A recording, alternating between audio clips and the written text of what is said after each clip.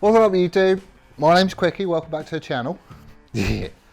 Right, quick clean up because it was a bit of a tip.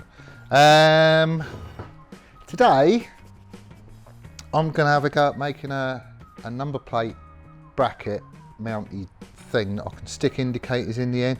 Steve-O did bring them down, he did bring down a set of indicators. I can't find them. I'm hoping he's took them back with him because that's like 40 quid a set. I can't see him anyway. I'll give him a call later on. Anyway, what I'm thinking is I've got a load of this tube. Indicators have got to be 180mm apart, which is pretty much the width of the seat unit, which is handy. So what I'm thinking is lop some of this off. I'm gonna have to mill an access slot or cut an access slot in either side because the indicators, they've got like a screw thread on the back of them that you have to put a nut onto. So rather than just sticking a nut in here and having it captive and winding it in, I can't really do that because the indicators he's got are these funky Moto Gadget ones where there's like a prism, so it reflects most of the light in one particular direction, but you can still see light all the way around. They are quite tricky, they are quite neat, but it means I need to be able to set where this prism is facing and then do it up. So I can't just screw it in because it could face anywhere. I don't know. So we're going to need some sort of access slot on the back so you can at least get a ring spanner or a spanner or some description in there just to tighten it up once you've got it where it needs to be. And we're also going to have a number plate light on this as well with a little shroud on it. I've got one of those, it's like a little strip LED.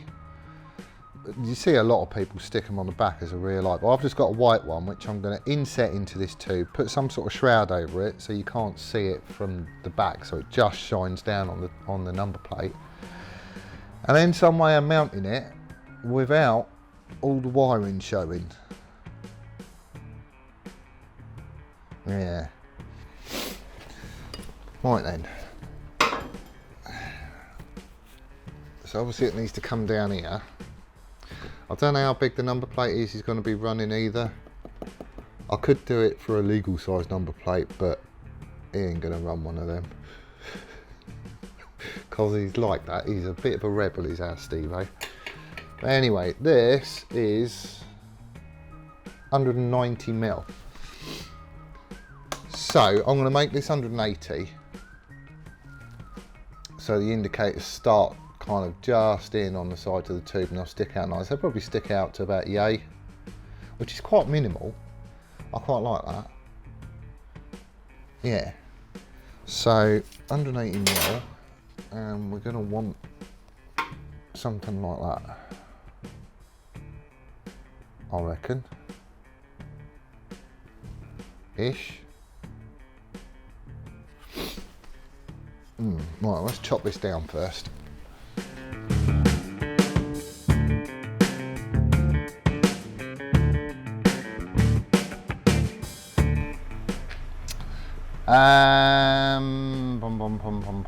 What am I going to do? Right, okay. The indicators are, yeah, well, they're with Steve-O at the minute, but they look something like this. There's like a black bit there, black alley bit there. This is where the prism sits in the middle. There's a screw thread that comes out like that to mount it, and then the wires just come out the middle like this.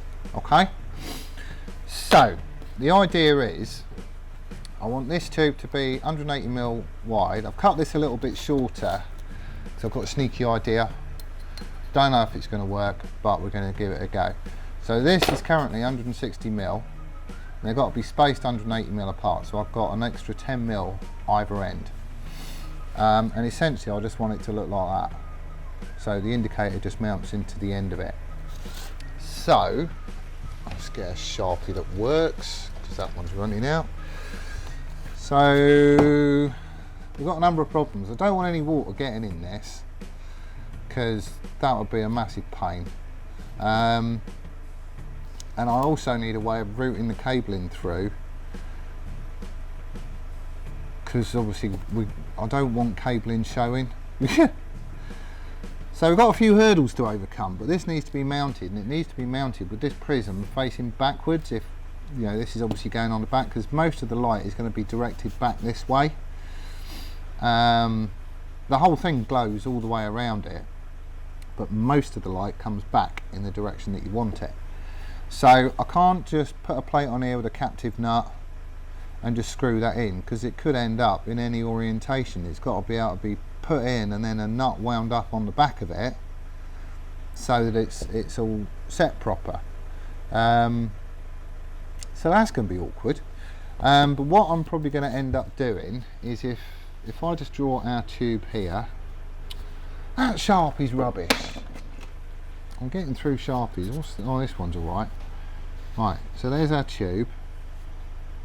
Like that.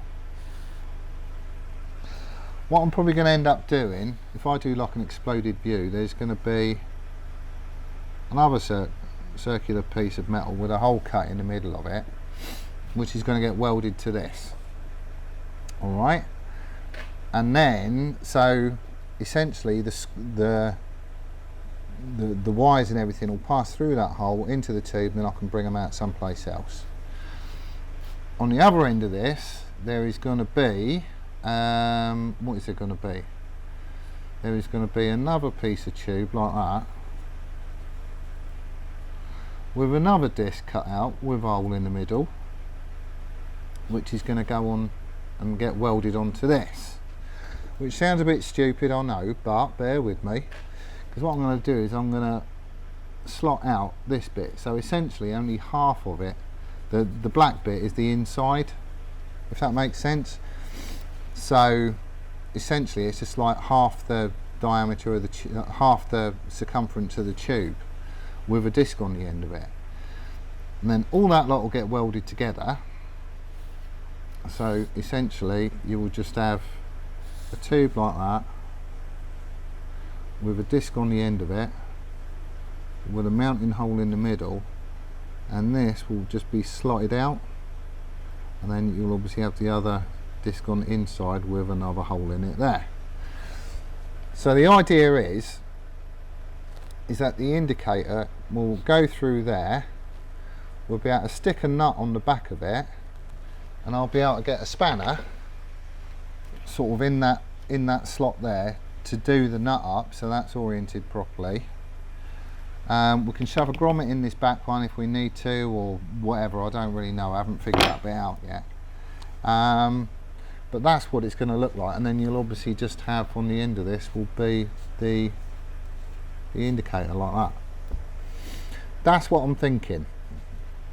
It's going to be a right faff to make, I know that much. But we will get, because I want it just to look really simple and clean, but still to be able to get to everything. The awkward bit is going to be feeding the cables through, but I think we should be alright with bent up bits of wire and I don't know, stuff like that. We'll figure that bit out, I'm sure. But that is going to be awkward, because we're going to have 3 lots of wire to go through this, one for each indicator and the license plate light. So with the license plate light, imagine we've got an indicator on either end. All we're going to do is, on the milling machine, mill out a slot in here like that, and then I'll make a pocket, so there'll be a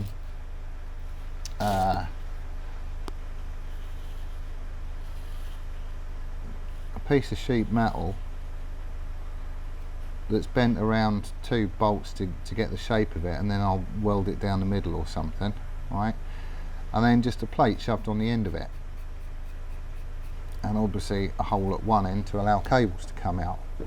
And that pocket will essentially go into the tube like that, and it'll all be finished off flush. But because the license plate is going to be angled something like that, I would think, off here, sort of behind it, which means this tube is going to need to be rotated round a bit, so you're actually going to be able to see the slot from the back of it. And inside this slot is going to be some of them little strip LED lights. but I don't want those lights to be able to seen by the car behind you. So we're going to need to put some sort of shroud over this to stop people being able to see that light, because I mean the LED lights are quite bright, and I only want it to sort of light up the license plate. I don't want it to light up the road behind you. So there's quite a lot going on with this little bit, but I think it should work. It's just going to be dead fiddly to actually make it. So yeah, what I'm probably going to do is start off by milling this slot out the back of it, and I'll get the pocket done, and then we'll insert that, and then I'll worry about the ends afterwards. Just because this is going to be so bloody fiddly, really is. But when it's done, it should look really cool. And then off the back of this, we'll just have another piece of tube that comes up, and that'll obviously be coped and welded and everything else. I might do two actually. Yeah, I'll probably do two, just because I can. But yeah, so we'll have two coming off, because then I can have indicators going straight up each of them, which will probably make it a bit easier to feed the cables through, and then the license plate light will just go up one of them as well. But we shall see. That's the plan anyway.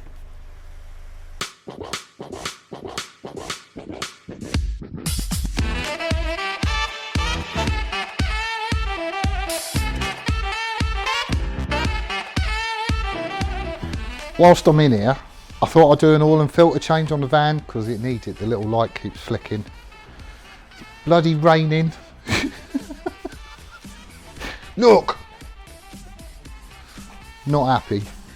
Okay, so we've been doing. Sorry, I lost some of the footage. The camera went and had a bit of a wobbly. I'm doing it all on my phone again because Steve-O's got the camera. Anyway, right.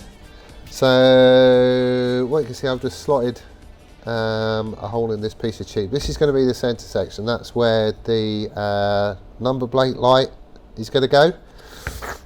And all I've done is make this insert up. Actually, where are they? There you go. So these are the little strip LEDs that have come, and this is what I'm going to be using for the number plate light. And the cool thing about these is you can cut them down, so you can kind of make it as big as you want. So we're probably going to go for a section of 3. Let's get one where it's right. Yeah, so we'll cut these out, get a section of 3, so between there and there, say, and I'll remake the connectors on the end and obviously insulate it and everything else. So 3 LEDs will go in there, which is cool. This is 10mm wide, and so that will basically fit on there, if that makes sense. And all I've done here is got a piece of that sheet metal that we've been using. I had an 8mm bar like this, basically stuck it in the vise, put that in there and just hammered it round, then chopped it off, and I've just welded a piece on the back end of it. And what this is going to do is fit in there like that. So basically this is just going to act as a bit of a shroud. The lights will obviously be stuck to that back plate in there, so they'll be at 90 degrees and facing this way, but I don't want to be able to see these lights from the car behind, so putting this little shroud in will just give a little bit of a guard, really. I'll shape this down a little bit as well. It's purposely long at the minute just so it makes it a bit easier and I can play around with it and everything else. These are totally waterproof as well, which is awesome. Really good. And they were cheap as chips. Got them off eBay. They probably come from China or something because they took ages to get here. But they're totally waterproof, which is lovely. So I'm happy with that. Well, this is going to work, I think. And if you look at it from the side, I don't know if you can see in there. I'll try and do the zoomy thing. There's loads of space and everything to get cables run around sort of behind this. So if I wanted to send indicators and all the wiring out one side, I could do that. Or if we are going to have two mounting points, then I'll just send the indicator up this one, the reversing light, and this indicator up the other one. So that'll work all right. So all I've got to do is weld this in, then dress it all in so it's all nice and smooth, and then put a little bit of a shape on this shroud. I think it'll look quite good actually. It's just simple, isn't it? And simple is always the best.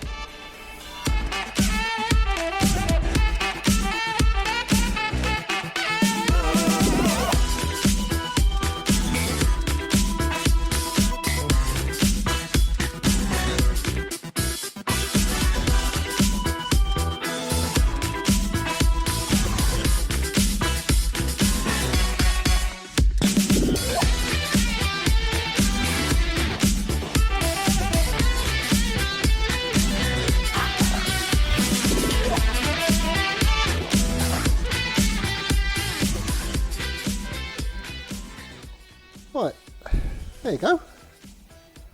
A nice little shroud on the back. I think that'll look quite cool actually.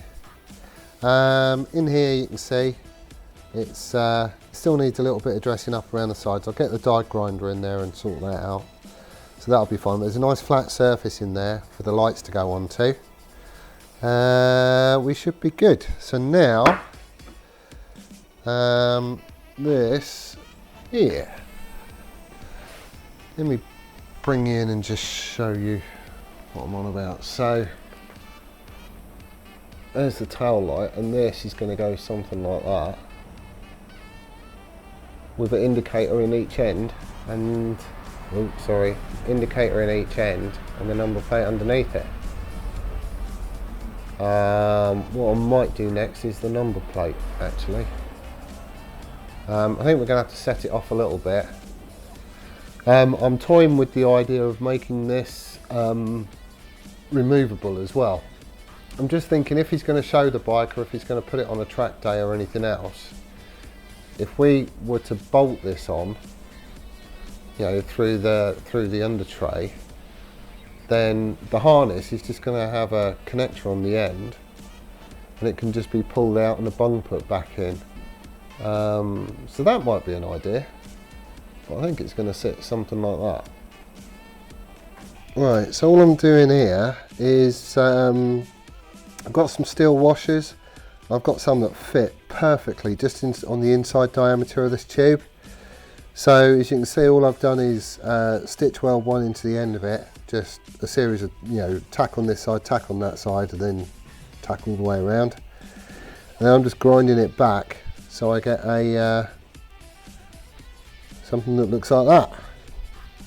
And then there's going to be another piece of tube that goes on the end here with a blanking on the end of it, but I need to have a slot in here and somewhere for the thread on the indicator to pass through.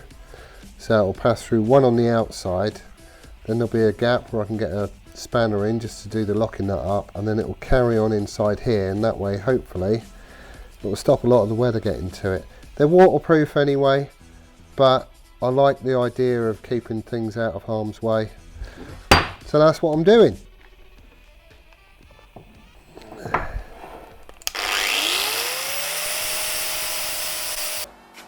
Right, okay, it is now Sunday.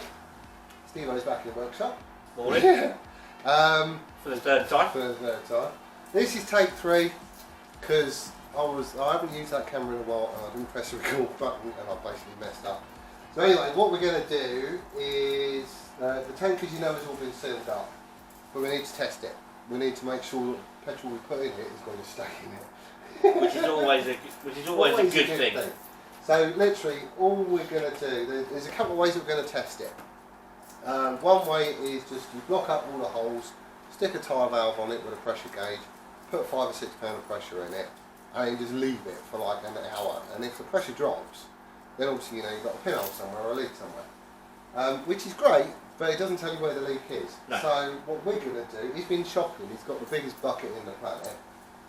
We've taped up the petcock, so on this side there is nothing that is going to leak, basically.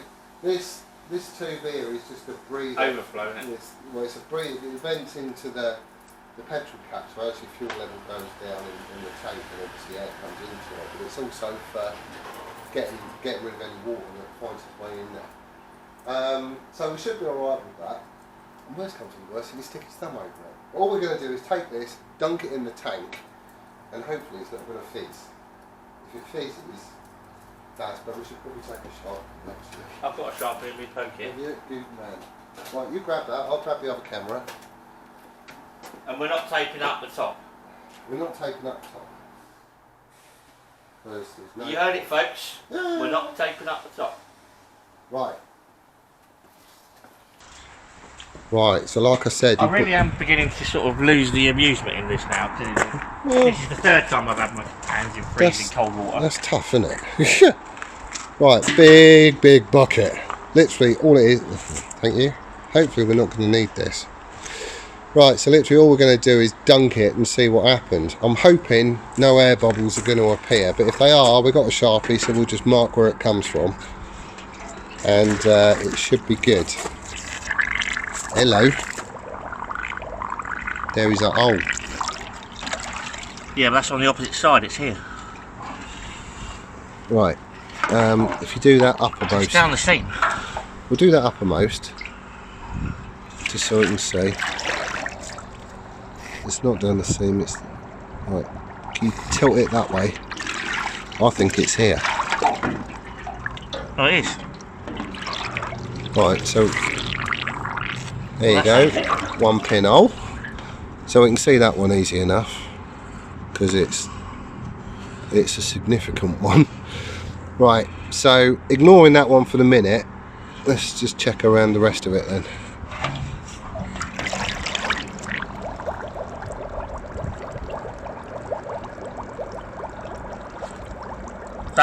That's coming out of the tape. It's coming out of the tape. Cool. So we've got a leak here, but we know that's coming out. Sorry, a leak up here, but we know it's just bleeding out from underneath the tape because the tape hasn't stuck down. And we've got one pinhole here. Now, in a previous take when we did it, we didn't have any holes. We had the filler cap was also bunged up. That's just going to fill up now. Well, it's a bit late for that, mate. Right, so the filler cap was taped up, and we didn't get any bubbles coming out of it at all. Not that pinhole that we've got down here that you can see fizzing away. Reason being is that obviously as you submerge the tank, water's going to go up inside the tank through the filler hole. Air pressure increases, doesn't it? Air pressure in the tank's going to increase, and it will force its way out through any little pinholes that you've got. So if you are going to do this, leave the filler cap sort of open to the water, and you'll see what's what.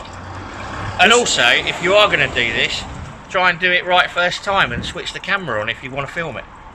And even better, put warm water in it, eh?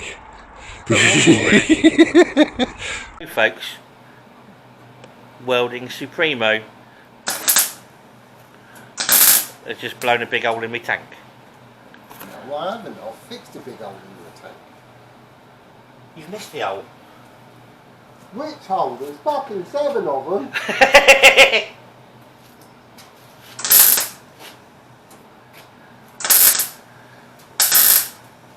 Obviously from Suzuki's Gorgonzola range of tanks.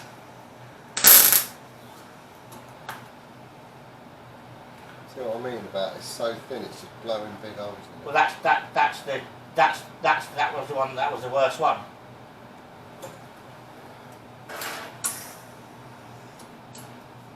We did say earlier we might end up after all this with another tank.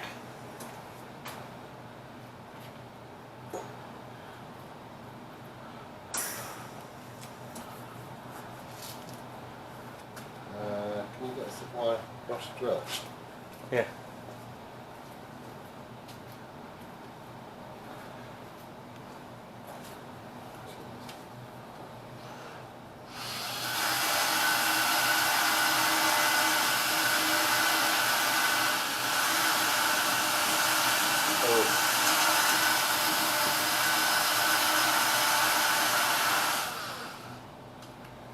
That's not good.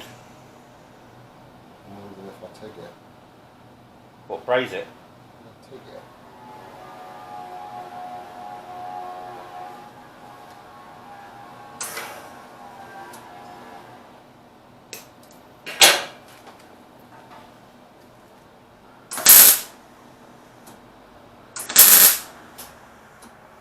Oh God. Bloody hell.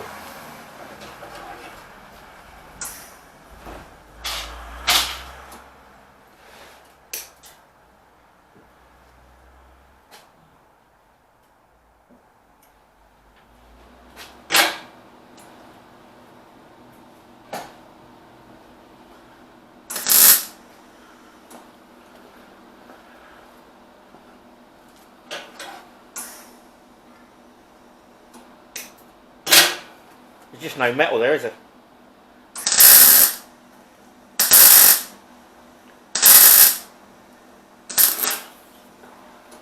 Oh.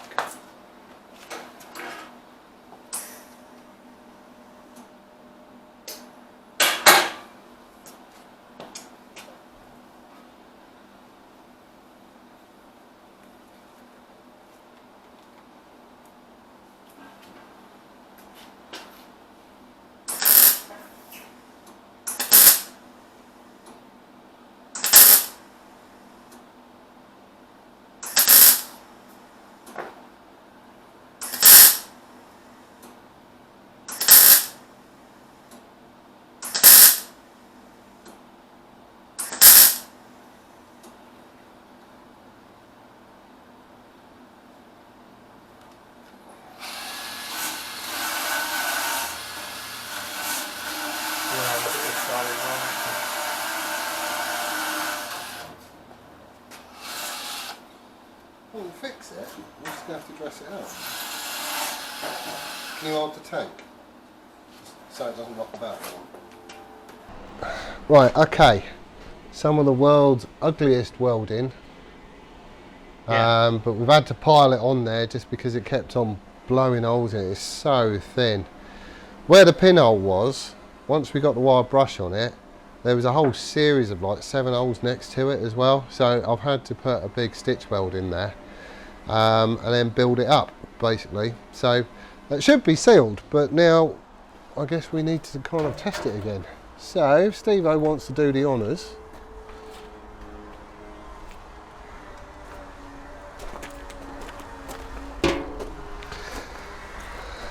This is the 4th time today.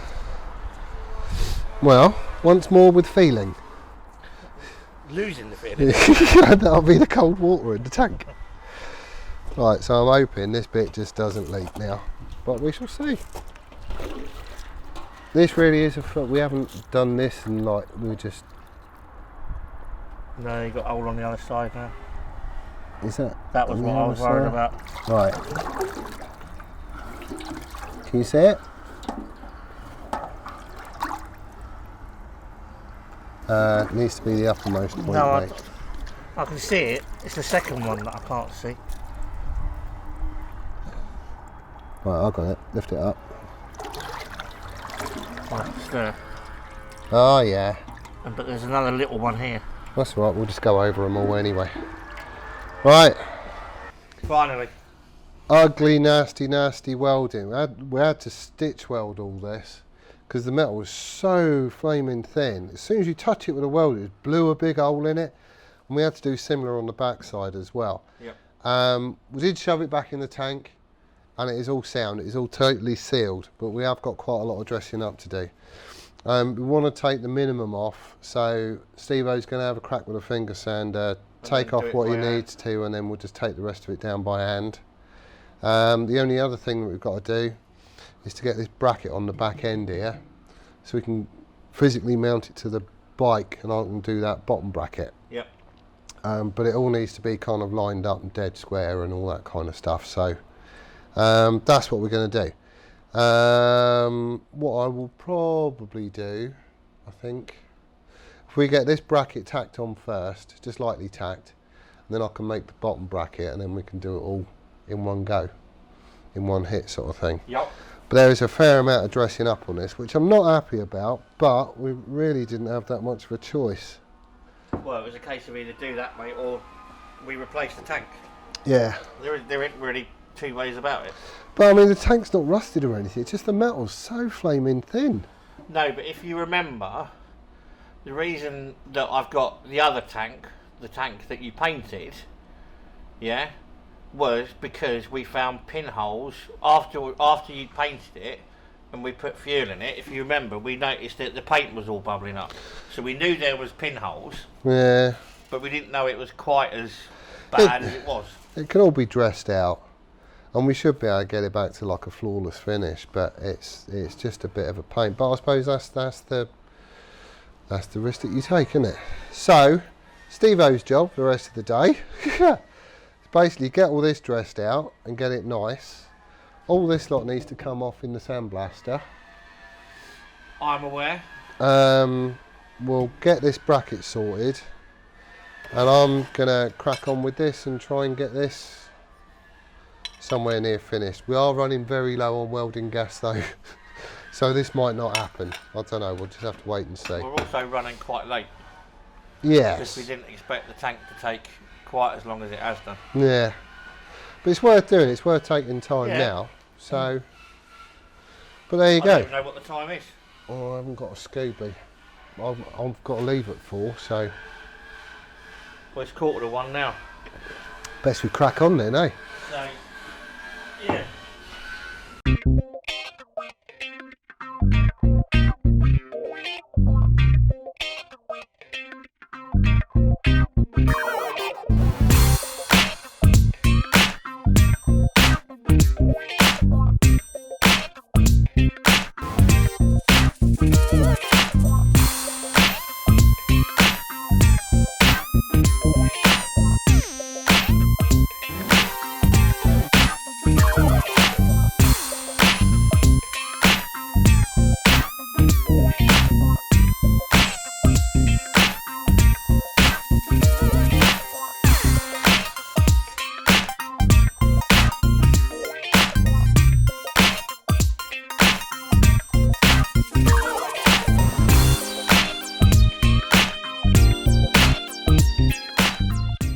Coffee. What I need.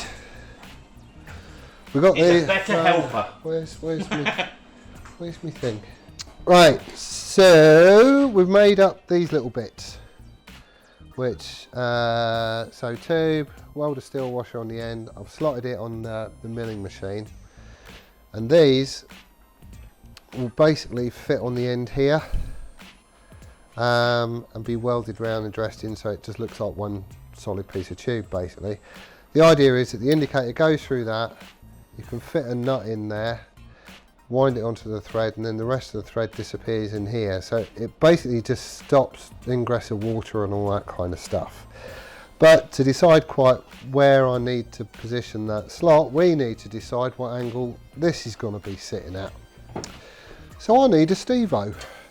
Hello. Hello. Right, so it's going to have to go about there. How big's the number plate you're going to run in? What's standard? 8x6 in it? I don't know. Google it. We haven't got an, oh no, of course we haven't got the other number plate on the other bike, have we? That's at your gaff. Is it? Yeah. I mean, I'm hoping something like that would do, if I'm honest. Right, after many hours of digging about, this is finally kind of what we've come up with. So on the ends, can you see in? I don't know if you can see it. I'll do the zoomy thing. But essentially, this is the initial tube that you saw, and there's a washer that's been welded in there. And then we made these end caps, we've got another washer and a slot in there.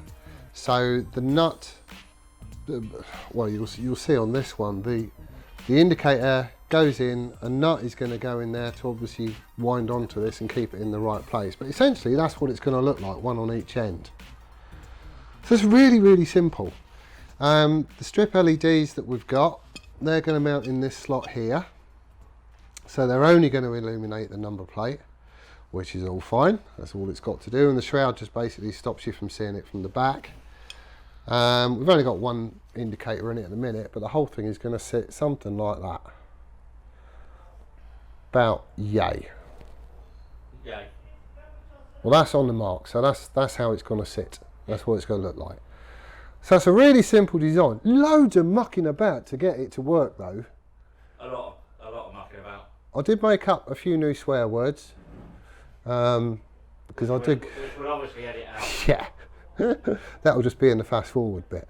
But yeah, so that's what it's going to look like. We're going to have two supports that come off here, which are going to basically mount onto here. The idea is you want the whole of this to be removable. So if Steve-O decides he's going to show the bike or shove it on a track day or something like that, then he can just unbolt it from the inside and pull this whole assembly off, and the connectors will just be captive on the inside. The plan. So that's simple, isn't it? But it just means that'll be the show look, and that'll be what it looks like when it's on the road, which I think is actually quite cool. Very cool. It's coming together. So it is going to be the devil's own work to run these cables, but we've only got to do it once. So, you know, there you go. I don't think it'd be too bad. But no, I quite like that. I think that worked out well. Sweet. Right. Right, that's it. What have we done today? I can't. Oh, right, that's it. Tank. Tank dipping.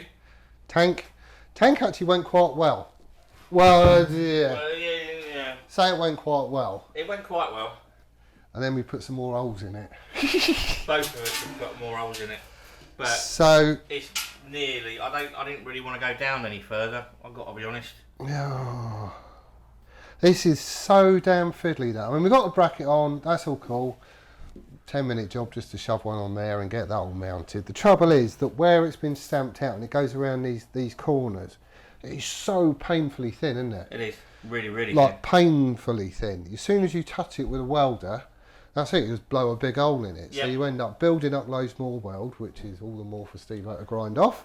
which is fine. But I say, the thing that I'm conscious of at the moment and all day is basically when you think about how much work has gone into the tank already, Yeah. to have to start again would be Well, a pain in the arse. it'll be. But it'll be what it'll be. No, we'll get it done. I mean, I can faff about a bit during the week anyway if I need to. We're going to have to leave that tub out there because I'm going to need to dunk it again.